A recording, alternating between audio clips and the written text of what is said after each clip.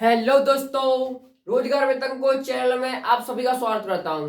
तो आज हम बात करेंगे आपका श्लोक 12th क्लास में जो हर साल पूछे जाते हैं। कौन कौन से श्लोक इंपॉर्टेंट है, इनका संदर्भ लिखने की बोलता है। तो देखो, हमने ये 4 श्लोक लिए हैं और ये पेपर से लिए हैं, मतलब कि संदर्भ 23 के पेपर से और 24 के पेपर से लिए हैं। जो पूछे गए हैं जो श्लोक लिए हैं उनका संदर्भ क्या होता है हिंदी में। देखो, मैं आपको पेपर दिखाता हूँ, संदर्भ 23 का पेपर, 24 का पेपर उसमें कौन कौन सा श्लोक पूछा गया, कौन सा इम्पोर्टेंट है। तो मैंने इम्पोर्टेंट है सारे श्लोक लिखा दिए हैं और इनका अर्थ भी बताऊंगा, मतलब क्या होता है। देखो, मैं एक बार लिख देता हूँ। ये आपका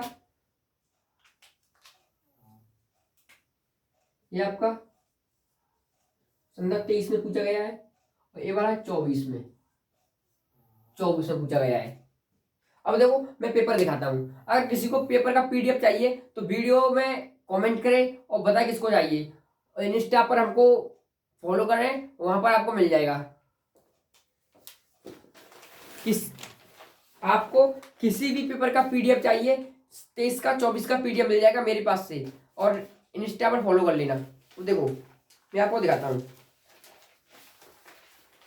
ये पेपर कब का है।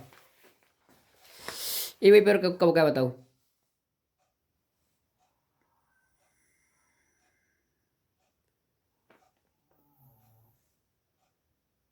24 का पेपर है ना, 24 का, ये 24 का पेपर है। अब देखो,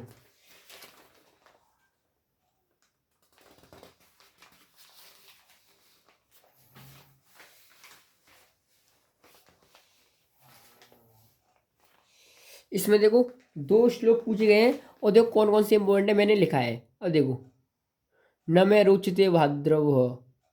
देखो, सबसे ऊपर लिखा हुआ है कि नहीं, सबसे ऊपर देखो लिखा हुआ है ना, ऊपर वाला, न मैं रुचिते भाद्रव उल्लू का आवश्यक क्या है, उल्लू काश्य विषय विष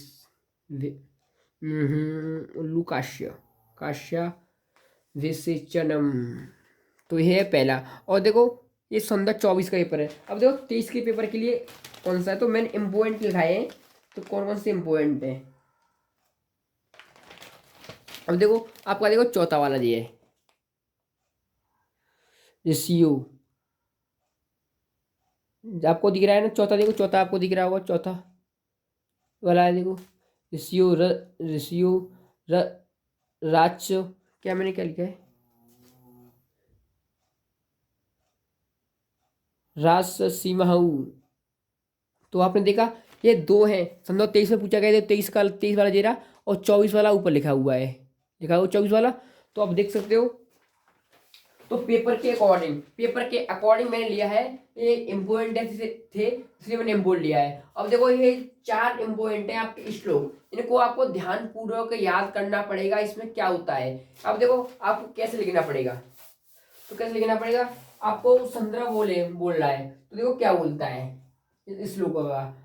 न इसका देखो अर्थ बताऊं, इसका अर्थ क्या होता है, इसका अर्थ बताता हूं मैं। तो कहता है, न मैं रोचते भाद्रव लुकाश्य विशेचनम। तो ये कहता है, और अनुक्रोध अनुक्रोध दृश्य मुख्य पार्श्व कतकुदो भविष्यन्ति भविष्यन्ति। ये बोल रहा है कि ये कौआ आता है, कौआ कौआ बोलता है कि इसका मुख देखो, इसका अर्थ बता रहा हूँ। एक कौआ आता है, कौआ कहता है इसका मुंह देखो, इसका मुंह कैसा है। ऐसा लग रहा है कि ये, मतलब कि क्रोधित है क्रोधित है, मतलब कि इसका मुख को अब देखो कितना क्रोधित है, मतलब कि कोई चीज है। मैं बताऊंगा, कोई इसका मुंह क्रोधित है। जब इसका राज्य से मतलब कि कोई कौआ था। अब तुम समझोगे, तो जब आपका कुछ चीज आने वाली है, घर में आने वाली है, तो आप खुश होगे या दुखी लोगे, दुख होगे। तो आपको खुश होगा ना, खुशी हो गई। तो इसका राज अभिषेक होता है, किसका, उल्लू का राज अभिषेक होता है। तो कौवा बोलता है इसका मुंह देखो कैसा लग रहा है, कि कितना, मतलब कि क्रोधित है, इसको खुश होना चाहिए। जब रोएगा मतलब जब क्रोधित होगा तो हम पर क्या बीतेगी, मतलब क्या होगा, इसका मुख कैसा होगा। कौवा ने मना कर दिया, हमें अपना राजा ये नहीं चाहिए, और वो उड़ गया, उड़ गया। इसका अर्थ है यही, क्या है, एक कौवा आया, कौवा ने बोला इसका मुंह देखो कैसा मुंह क्रोधित है। जब ये राजा से कराता है, जब राजा बन जाएगा तो क्रोधित होने पर कितना क्रोधित होता है, जैसे कि तेल, हाँ क्रोधित होता होगा। ये कहकर कौवा उड़ गया और कौवा के पीछे पीछे उल्लू भी उड़ गया। जब से कौवा और उल्लू की दुश्मनी पैदा हो गई और वहां पर क्या हुआ, शेर को जंगल का राजा बना दिया। शेर को जंगल का राजा बना दिया और उल्लू को राजा नहीं बनाया। अब देखो, अब दूसरा देखते हैं, क्या दूसरा वाला। अब देखो ये आपका मोस्ट इंपोर्टेंट है, ये वाला भी। ये 4 इंपोर्टेंट है श्लोक आपकी। सुखार्थिन कुतो विद्या कुतो विद्यान सुखम सुखाति, क्या लिखा है, एक बार चेक कर लेता हूं मैं।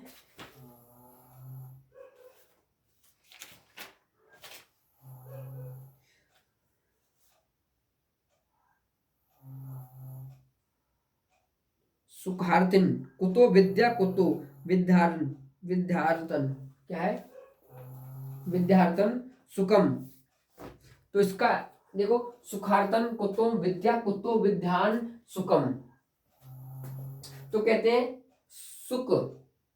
सुख चाहने वालों को विद्या कहाँ, और विद्या चाहने वालों को सुख कहाँ। इसका हिंदी अर्थ है कि क्या है, कि सुख चाहने वालों को विद्या कहाँ और विद्या चाहने वालों को सुख कहाँ। मतलब कि सुख चाहते हैं तो उनको विद्या नहीं मिलेगी, और विद्या चाहते हैं तो दुख लेना पड़ेगा। जैसे कि अब और इसमें सुखाती वह, ये क्या है, एक बार और देखते हैं।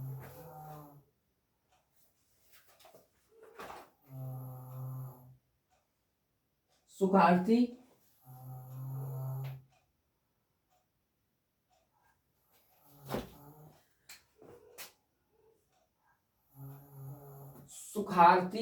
व तेज विद्या विद्यार्थी व तेज सुखम। मतलब कि सुनो, तेज मतलब कि तेज मतलब त्याग देना, क्या, तेज मतलब त्याग देना।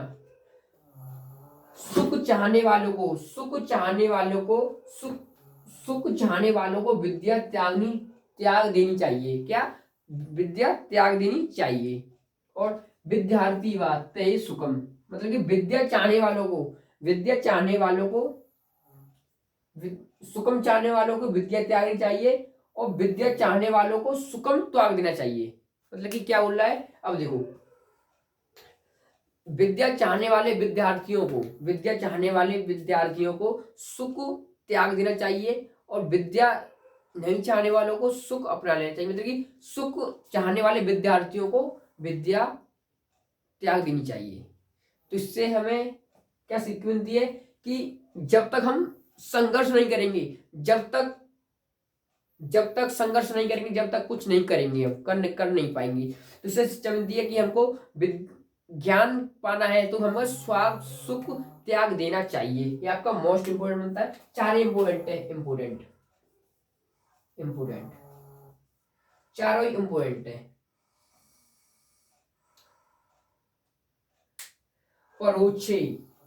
परोक्षे कार्य हंतर और प्रत्यक्षे प्रभावाद्यनियम।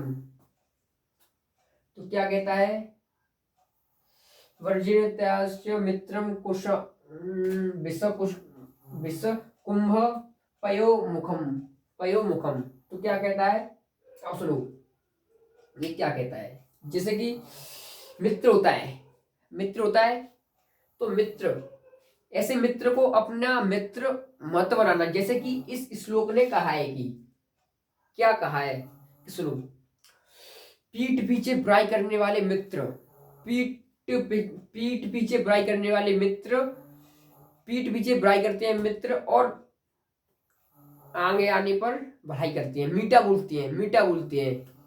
ऐसे मित्रों को फौरन मतलब कि शीघ्र छोड़ देना चाहिए।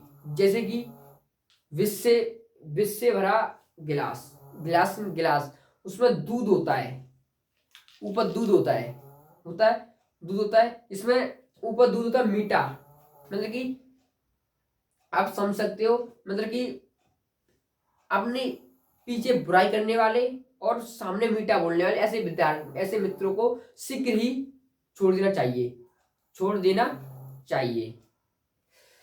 आपका इसका श्लोक का अर्थ यही है, इसका श्लोक का अर्थ यही है। और एक बार और देखें, इसमें कुछ मिस्टेक है क्या, इसमें मिस्टेक है क्या?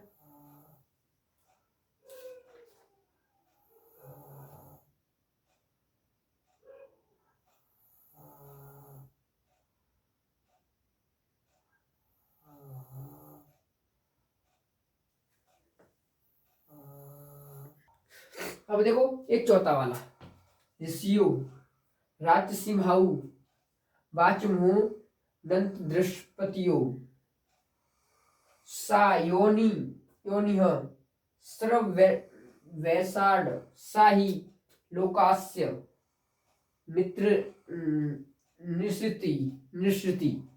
तो ये श्लोक का अर्थ क्या क्या कहता है, ये श्लोक क्या कहता है, ये वाला श्लोक?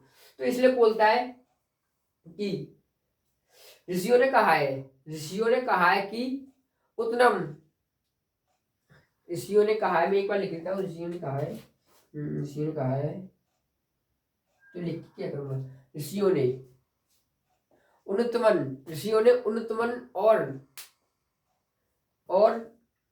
ऋषियों ने उन्नतमन और ऋषियों ने उत्तमन और ऋषियों ने उत्तमन और क्या कहा है इसमें, क्या बोला है,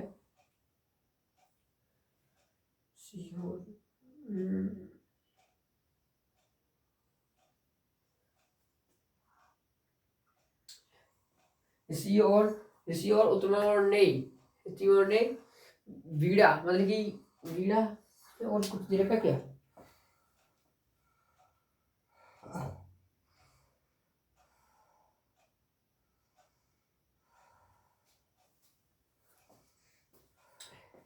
ऋषि और क्या क्या है,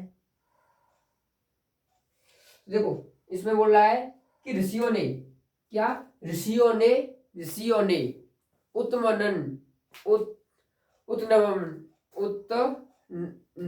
उत्तनम और अहिंसाकारी की वीणाओं को राक्षसी वीणा कहा है, राक्षसी वीणा कहा है, राक्षसी वीणा कहा है, क्या कहा है, राक्षसी वीणा कहा है।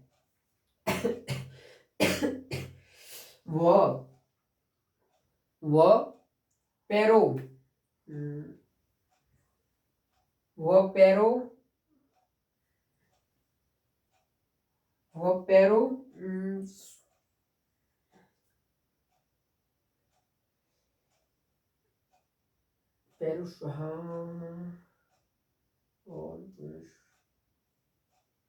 इसका मुझे श्लोक याद नहीं आ रहा है, तो आप देख लेना, आपके हिंदी सामान्य हिंदी में बुक में दिया हुआ है, एक बार देख लेना, अगर आपको मैं देख के बता रहा हूँ क्या क्या क्या है।